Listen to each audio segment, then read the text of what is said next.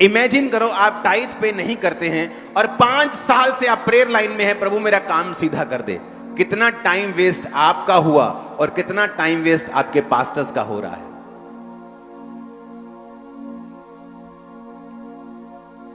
जो बाइबल की व्यवस्था है उसे परमेश्वर ने एक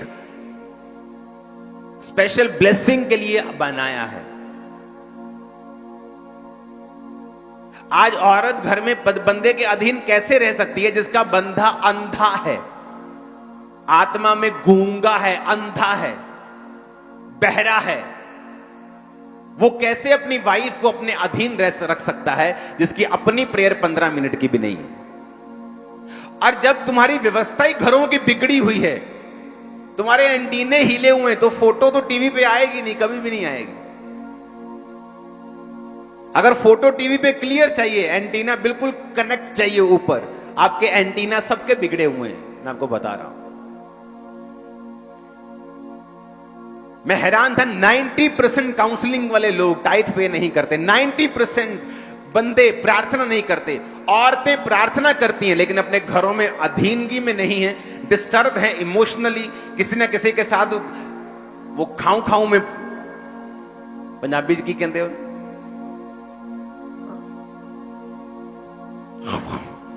हालेलुया, कोई दरानी के साथ, कोई जेठानी के साथ, कोई पड़ोसन के साथ, कोई सास के साथ, कोई बहू के साथ।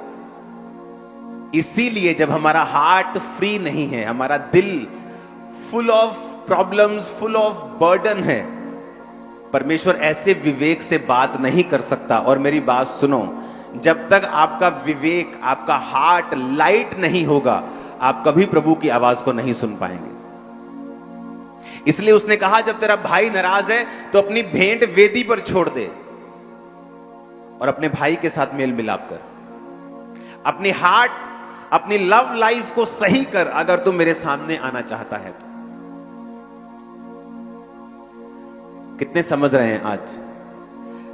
अगर आप बेसिक ठीक नहीं करेंगे तो मेरा अगला प्रचार करना, गहरा प्रचार करना, डीप प्रचार करना, उसका कोई मतलब नहीं रह जाता। मैं डीप के बाद डीप चला जाऊं और मुझे मालूम होगी कलीसिया तो अभी वो ले हैंड, वो प्रार्थना, वो टाइट अभी इसी में अड़ी हुई है, अभी इसी में फंसी हुई बेचारी, इसके आगे तो ये गई नहीं अभी तक।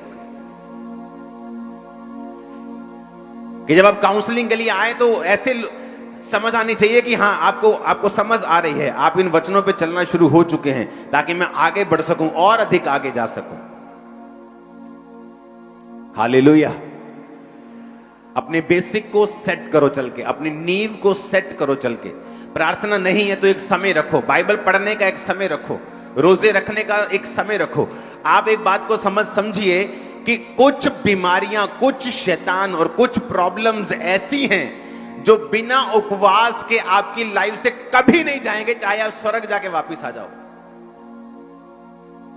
चाहे आपको प्रभु के दर्शन हो जाएं। क्योंकि वचन कहता है, कुछ दुष्ट आत्माएं बिना प्रार्थना और उपवास आपकी लाइफ से कभी नहीं जाती।